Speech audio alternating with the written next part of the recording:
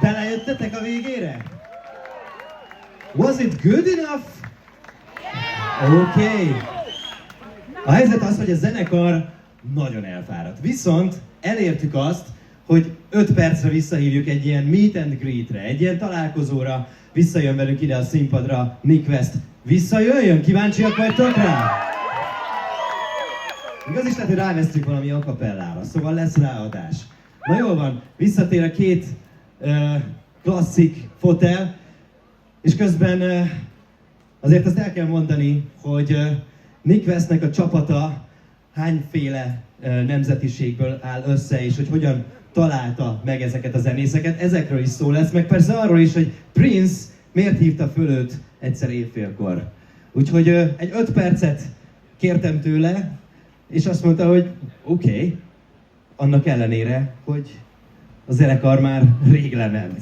Úgyhogy, ladies and gentlemen, please welcome back on stage the one and only NIK WEST.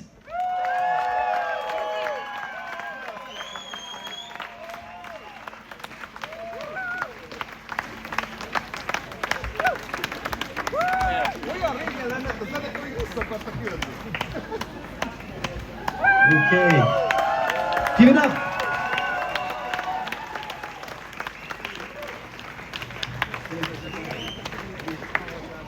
Hello. Thank you very much for being a part of this short talk. Thank you so much for having me. Congratulations for this fantastic show. Thank you. First of all, how did you feel yourself? How was the audience? They are still here, so. The audience was great, you know, even at sound check, there were 2 people back here already dancing. So I knew it was going to be a great show, and I've heard the music the last 2 nights in the audience, and I knew you guys were going to be amazing tonight. They are, aren't they? This is your 3rd time in Hungary, your 3rd or 4th time, right? 3rd time, I think. Yeah, maybe yes. the 3rd time, the first yes. time oh, in... 4th time. 4th time, yeah. okay. Anyway, there is a story I heard about you, and I just saw some videos about you, and there was a call that you got one day at midnight from somebody, that was Prince, and what happened? Why did he call you? Why does it happen that somebody like Prince just calls you in the midnight? What happened? Well, you want the story or my thought for why it may have happened? First, I want to hear the story, and then I'd like you to, yeah, just to transfer it, how it happened and what it means to you. Well, I think, so the story, 2012, in November, I was at home and I got a call at midnight.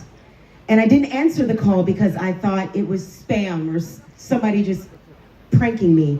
But then when I finally answered, he says, "Hello, may I speak to NIK WEST?" And I said, "This is Nick, who is this?" And he says, he didn't say his name, "I want to know if you want to come to Paisley Park and jam with me." And I said, "Oh my God, it's Prince, it's Prince." And so I said, "Okay, yeah, sure." And he says, "Okay, how soon can you get here?" And I said, "Tomorrow." He says, "Okay, we'll fly you out tomorrow." And he hangs up the phone. And I said, "Oh my God, I don't know if I'm ready. What do I do?"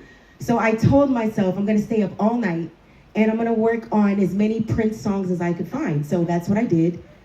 I found as many Prince songs as I could, and I started working on all the bass lines, right? Did you sleep that night? I did not sleep that night. I did not sleep that night. And flew out the next morning, and to make a long story short, he asked me to play "Thank You for Letting Me Be Myself Again" by Sly and the Family Stone. We did not play any Prince songs. On this first meeting, we did not play any Prince songs. Maybe he was just bored of his songs. No?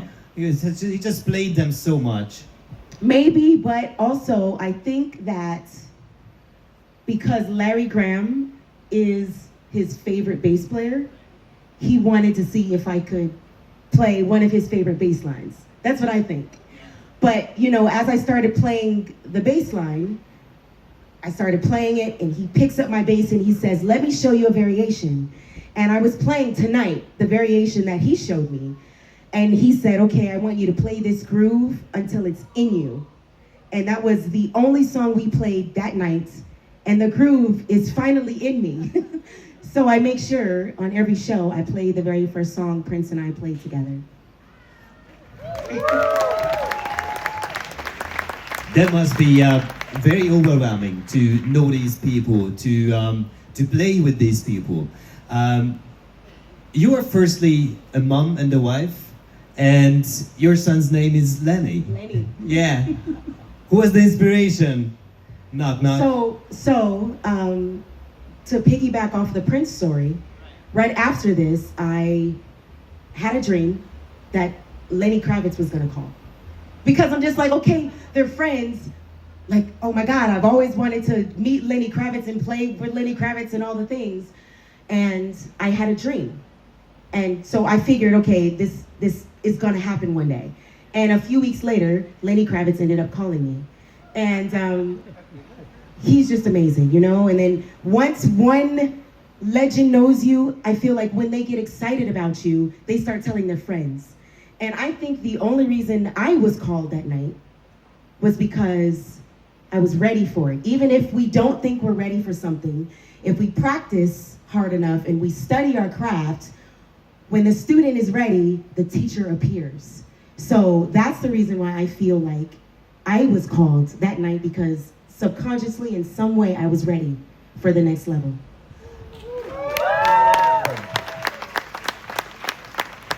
Did you ever feel that this next level can be even higher? So when did you feel to arrive finally? Or did you ever feel that you arrived? No.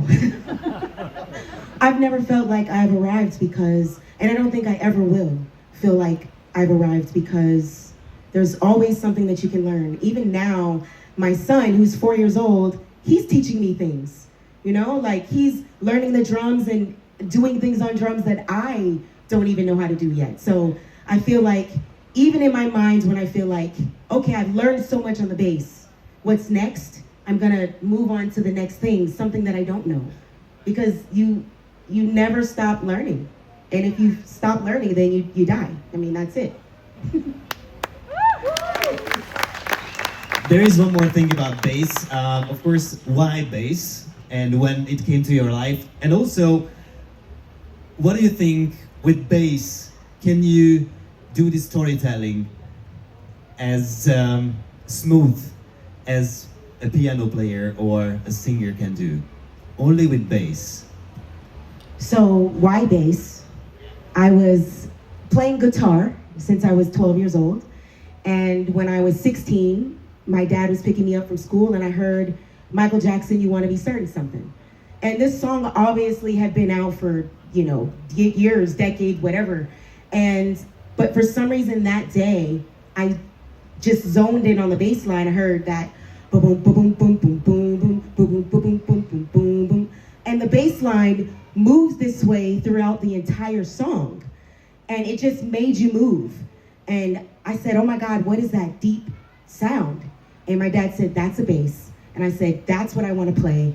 It's just the way it made me feel, you know?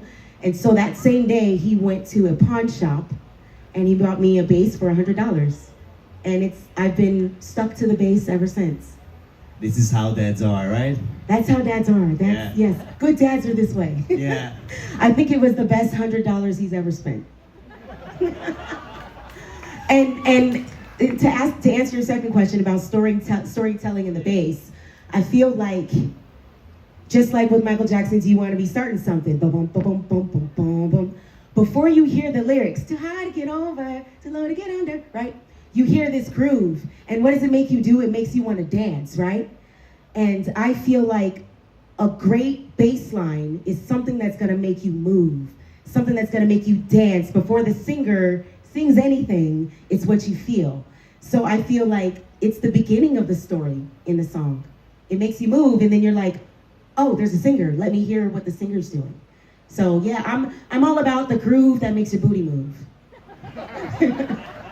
I'm all about the bass. I'm all about right? the bass.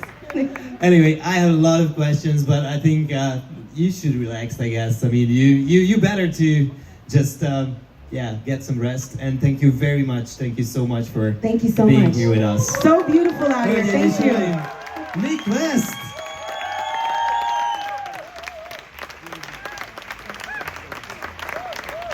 NIK WEST, hölgyek, urak!